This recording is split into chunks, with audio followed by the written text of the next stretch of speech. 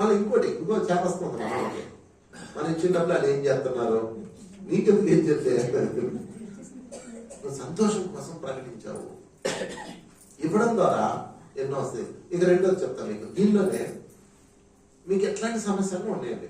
ఏ సమస్య అయినా శారీరకంగా, మానసికంగా, ఆర్థికంగా 3 సమస్యలు ఉంటాయి. ఓకే, లా ఆఫ్ గివింగ్ అర్థమైంది కదా.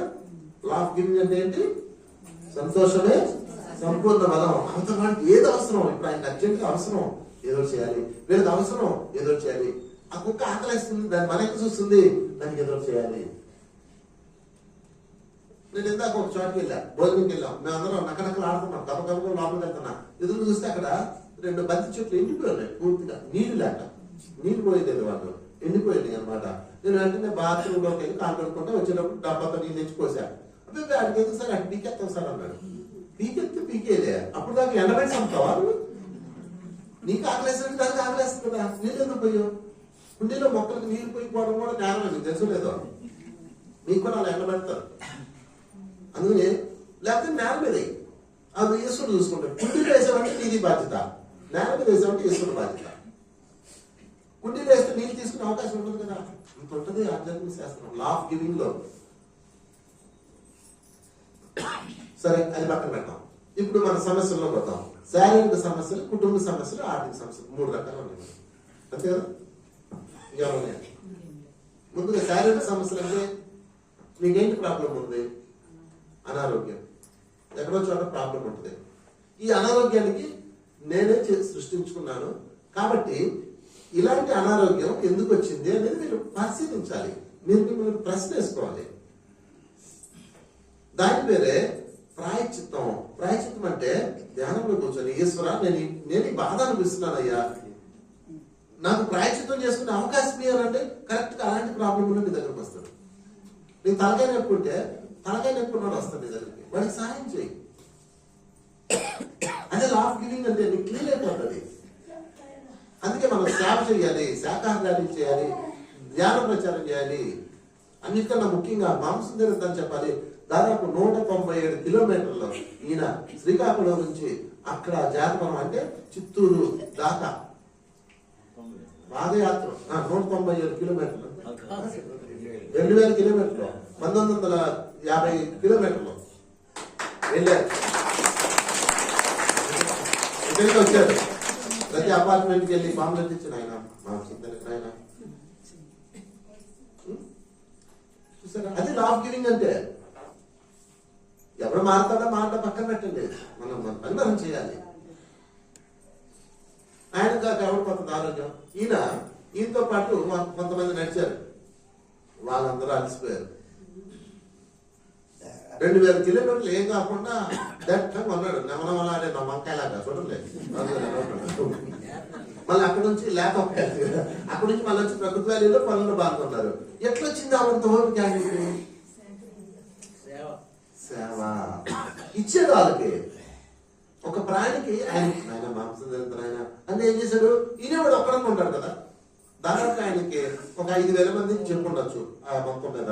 ఈ 5000 మందిలో కనీసం ఒక 100 మంది ఉంటారా? కొని తక్కువలో తక్కువ 100 మంది అన్నా చెవి వేసుకొని మానేసుకొని ఉంటారు కదా. ఆ 100 మంది మాంసం మానడం వల్ల ఏమొచ్చింది? మరొక ప్రాణికి లైఫ్ వచ్చిందా రాలేదా? దానికి ఆరోగ్యం వచ్చినప్పుడు, లైఫ్ అంటే ఆరోగ్యం, మరి ఇంకా అది తిరిగి రాదా చెప్పండి? అది ఆరోగ్యం సంపాదించుకునే రహస్యం.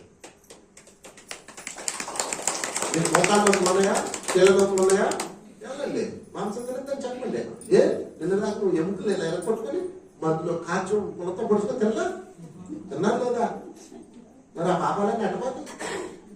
సేవ, శాఖా ర్యాలీలో పాల్గొనండి, ధ్యాన ప్రచారంలో పాల్గొనండి, ఆరోగ్యం వస్తుంది. ఇక రెండోది ఐశ్వర్యం.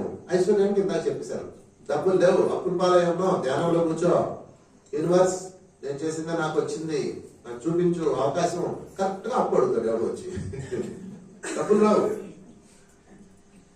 నేను వచ్చి అప్పుడు అన్నా నా పరిస్థితి బాగాలేదన్నా, నువ్వు ఎంత వీలైతే అంత సహాయం చేయి, నన్ను సంతోషంగా చేయి, అప్పుడు రిలీజ్ అయిపోతుంది. మేము ఎందుకు ఇలా వస్తాం?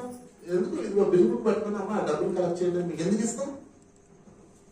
ఇది ఈశ్వరుడు ఇచ్చిన గొప్ప అవకాశం. మీరు ఏదో అనుకుంటున్నారేమో డబ్బులు కలెక్ట్ చేయడానికి బిల్లు ఏదో చెప్తున్నాను అనుకోదు. ఈ బిల్ బుక్ నాకు కానీ ఆయనకి కానీ ఉపయోగపడుతుంది. ఇక్కడ వచ్చే డబ్బుతో ఆయన శ్రమను పెట్టి పని చేయాల. ఆయన 2 లక్షలు ఖర్చు, 70 లక్షలు ఖర్చు అయిపోతుంది. 10 రోజులు భోజనం పెట్టాలి. దాదాపు రోజుకి 5,000 మంది లెక్కలే. ఎంత ఖర్చు అయిపోతుంది? అందరూ ఉండడానికి, స్టేజీకి, కరెంట్కి, మాస్టర్స్ కి తిరగడానికి, ఆయనకి ఎంతో ఖర్చు అవుతుంది కదా. ఆయన నేను చేస్తాను. ఎందుకు వచ్చిన ఆయన ఇంట్లో పెళ్లి ఇదేమన్నా మన బాధ్యత. ఇన్ని సంవత్సరాలు నాకు ఆయన పరిచయం, దాదాపుగా 25 ఏళ్ళ నుంచి 20 ఏళ్ళ నుంచి ఆయన పరిచయం. ఒక్కరోజు కూడా ఆయన ఇంట్లో ఒక్క సమస్య గురించి ఎవరిని అడగలేదు, చెప్పలేదు. ఎప్పుడు చెప్పినా అదిగో ట్రైబల్స్ భోజనం పెడదాం, 10 రకాల ఐటమ్స్, 5 స్టార్ భోజనం పెడదాం. ఈ 10 రోజులు వాళ్ళకి 4 రకాల కూరలతో, స్వీట్తో బ్రహ్మాండమైన భోజనం పెడతాం. ఆయన పెడతారు. ఎందుకు పెడతారు? కొంతమంది ఫ్రెండ్స్ చెప్పారు, అయ్యి ఎందుకయ్యా నీకు ఒక కూర వేసి ఒక పప్పు వేసి పెట్టి చాలే, అన్నము ఈ భోజనాలు ఉన్నాయి కదా మామూలు పెడతారు, పేషెంట్కి పెడతారు. అన్నము, పప్పు, మజ్జిగ అటేయచ్చు కదా. లేదు లేదు, ట్రైబల్స్ కి కడుపు నిండా పెట్టాలి. ఈ 10 రోజులే నేను పెట్టగలను, తర్వాత నేను పెట్టలేను, వండలేను. వంటోడు ఉండడు కదా. ఆ 10 రోజులు ఈ అన్నం తినడానికంట 50 కిలోమీటర్ల నుంచి వస్తానండి వాడు నడుచుకొని కొండల నుంచి. ట్రైబల్స్ అది ఎంత భాగ్యం అది. దాని గురించి చెప్పండి సార్ ఒకసారి.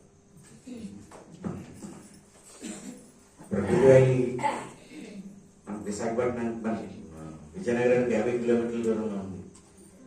దగ్గర ఉంది కదా, బాగా ఉంటారు అనుకున్నాను. నేను కరోనా టైంలో అనుకున్నాను. ప్రకృతి వ్యాలీలో కరోనా టైంలో ఉండిపోయినప్పుడు చూశాను. పొద్దుట 6 గంటలకి మనందరం కాఫీ టీ తగినట్టు అది మందు తాగేస్తారు. సారా ఆడాలి, తిండి తింటారు. వాళ్ళకి గవర్నమెంట్ ఇచ్చే రేషన్ బియ్యాలు అవి కూడా వాళ్ళు చవట దగ్గర కట్టుకుని వెళ్ళిపోతుంటారు. రోజు మూటలు పట్టుకు వెళ్తుంటారు. వచ్చేటప్పుడు బాడీ పెట్టుకుని వస్తుంటారు. తాగడానికి అవి ఇచ్చేస్తారు. పిల్లలు ఉంటారు, అలా ఆలోచిస్తుంటారు. లాక్డౌన్ టైంలో ఉన్నప్పుడు వాళ్ళకి ఏదైనా పెట్టాలంటే బొమ్మను దాన్నాడు ఒకసారి ఒక పిల్లడు.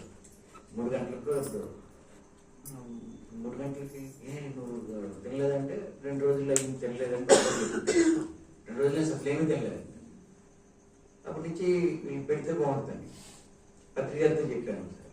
చెప్తే ఆయన ఏమన్నారంటే వీళ్ళకి ధ్యానం గురించి కాదు, నేను ధ్యానం గురించి ఏం చెప్పు, వాళ్ళు పట్టు చూడు, వాళ్ళకి ఆహారం పెట్టాలి. తర్వాత ఈ మహాకర్ణ మహాచక్రం 10 మహాచక్రాలు 10 రోజులు ఇక్కడ చేయాలి. వాళ్ళకి మన కోసమే కాదు, మన వాళ్ళందరూ కూడా రావాలి. మనందరం మన ధ్యానం ఎన్నో ఉన్నాయి. దానివల్ల మొన్న లాస్ట్ ఇయర్ నేను ఒకరు కనిపించాడు. ఎవరినైనా మామూలుగా మన ప్రోగ్రామ్ పెట్టిన డుముక్ నుంచి వచ్చాను. డుముక్ అంటే అరకు దగ్గర ఉంది. ఎలా వచ్చావు? అలా వచ్చానంటే కొండల నుంచి.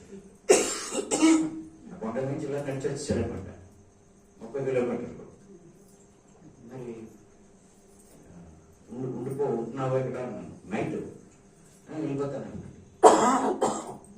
వాళ్ళు ఉండు 4 రోజులు ఉంటాను. మళ్ళీ మొన్నటి కనపడ్డాడు. ఉన్నావా అంటే వెళ్ళి వచ్చాడట.